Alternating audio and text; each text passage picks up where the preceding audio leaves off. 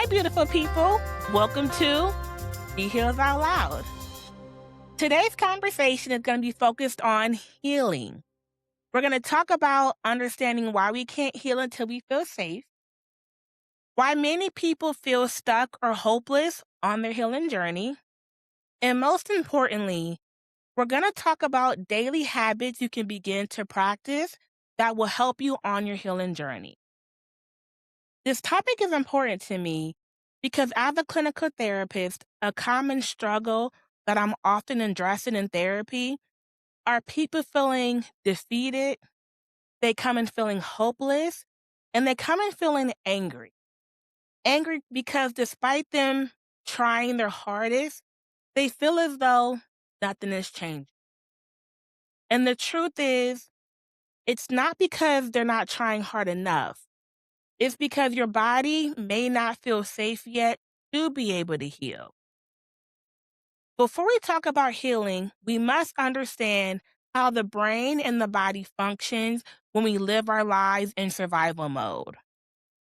Our body goes into survival mode when we live our lives in a chronic state of stress, when we experience a trauma or a crisis, or when we're burnt out because of the overwhelming demands and responsibilities of life.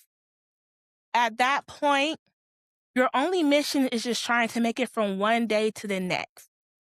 So healing just doesn't feel like a priority. But healing is not just a mindset, it's a biological process. And when we are living in survival mode, our nervous system is designed with one primary goal: survival.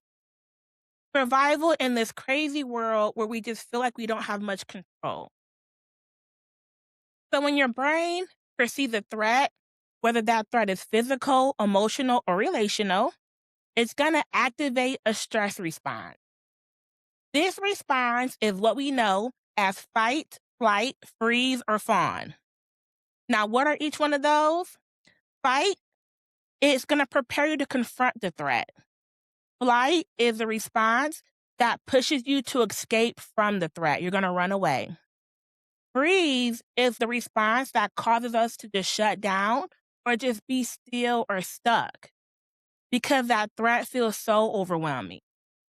And fawn is the response that involves people to start people pleasing in order to stay safe. In those states, your body is not focused on growth. It's not going to focus on reflection. It's definitely not going to focus on emotional processing. It's focused on keeping you safe. All four of those responses are protective factors. Your nervous system is asking you, am I safe? If the answer is no, then your body is going to go ahead and choose survival over healing every single time. Because of that, the parts of the brain that are responsible for deeper healing, like emotional regulation, self-awareness, and processing past experiences, it's going to become less accessible. So if you ever sit there asking yourself, wondering, dang, why can't I just move on? Why am I still stuck? Why do I feel this way? I'm trying to avoid this grief. The answer isn't because you're not trying hard enough. It's that your nervous system has not yet registered safety. True healing requires your body to shift out of survival mode and into a regulated state. A state where it feels safe enough to process, to feel, and to just release. And until that sense of safety is established, the body's going to continue to prioritize protection over healing. And it's going to prioritize it every single time. Because healing is going to require vulnerability.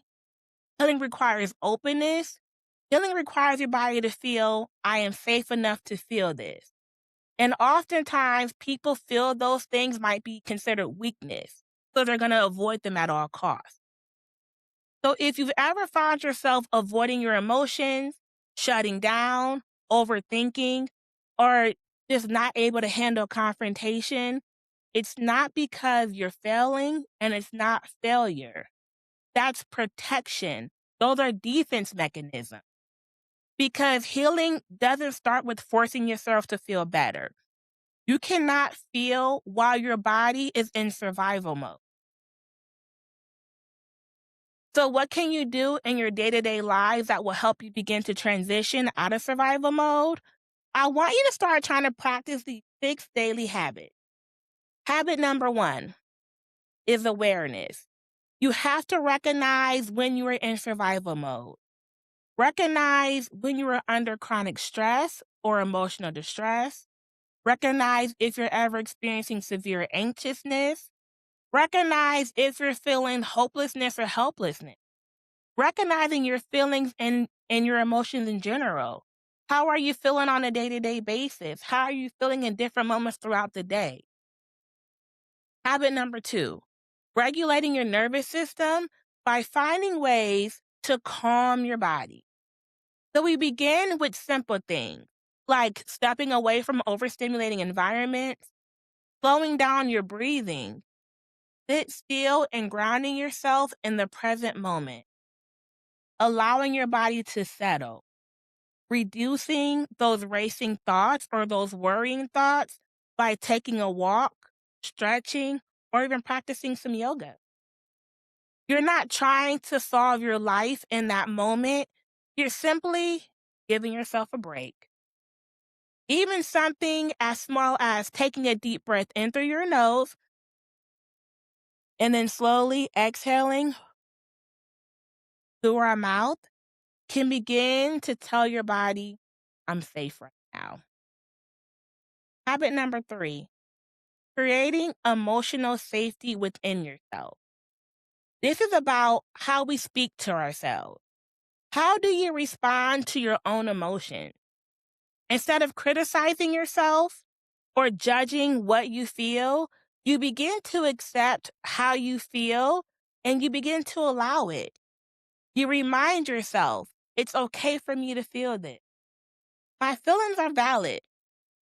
People don't have to agree with me in order for my feelings to be valid. I'm not wrong just because I'm uncomfortable.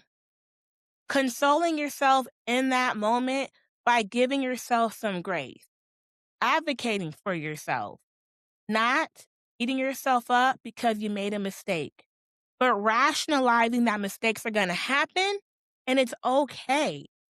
We just need to go ahead and problem solve effectively in order to manage that mistake.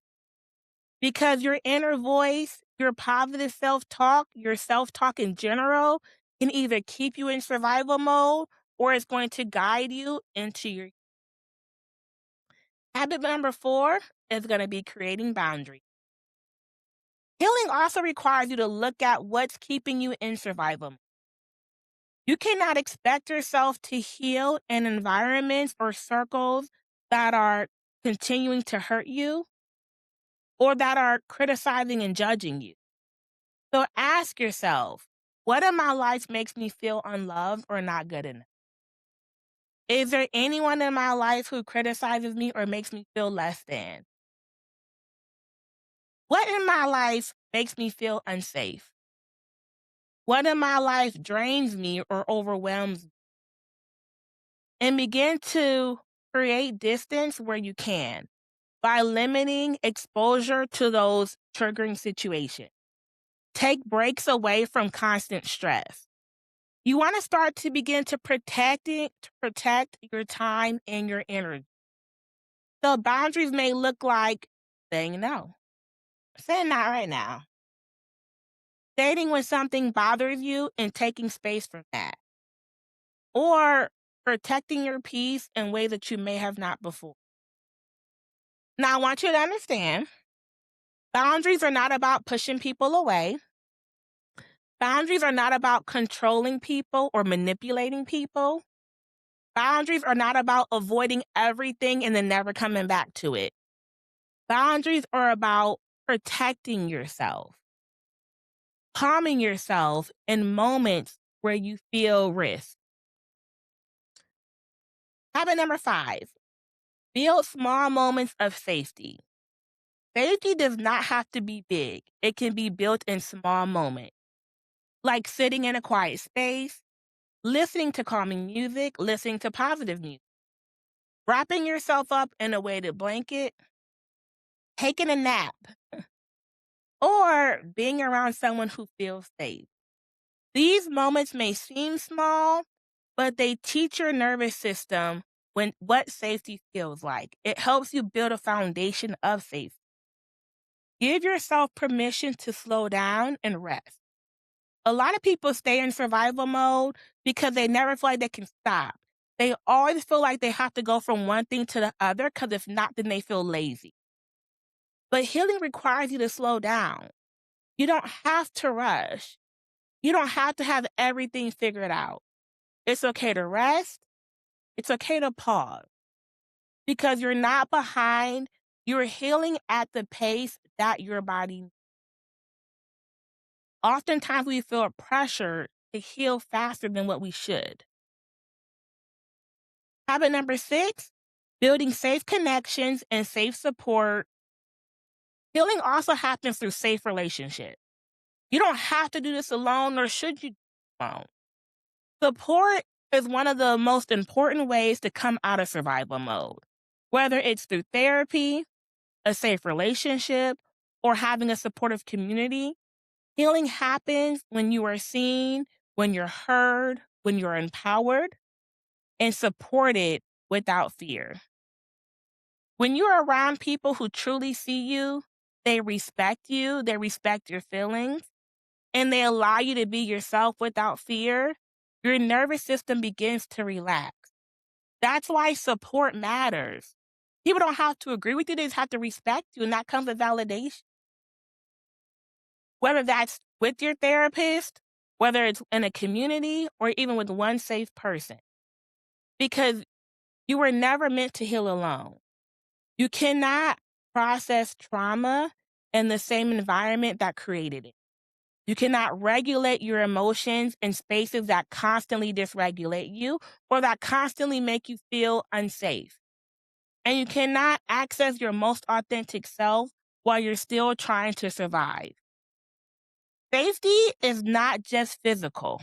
It's not a physical protection only. It's emotional, it's psychological, and it's relational. It's being in spaces where you are not constantly on edge, where you feel like you have to walk on eggshells all the time. It's where your voice is respected, where your feelings are not dismissed, and when your nervous system can finally exhale. And this is where true healing is going to begin. Not when you push yourself harder, not when you force yourself to move on, but when you intentionally create, seek, and protect your safety. Healing is not meant to feel like a war with yourself. It's meant to feel like coming home to yourself. And you deserve a life where your body feels safe enough to rest, to feel, and to fully become who it is you want to be. This is exactly why spaces like therapy matter. Because at Simply Amazing Family Environment, we're not just going to focus on coping. We're going to focus on creating safety. We're going to focus on empowering you. We're going to focus on giving you real tools and interventions that's going to help you in your day-to-day life. So healing can naturally begin to unfold. You don't have to suffer in silence, and you don't have to heal alone. This is She Heals Out Loud, where your healing is seen, it's supported, and it's spoken into existence. If this episode resonated with you at all, I want you to take a moment and I want you to go ahead and check in with yourself.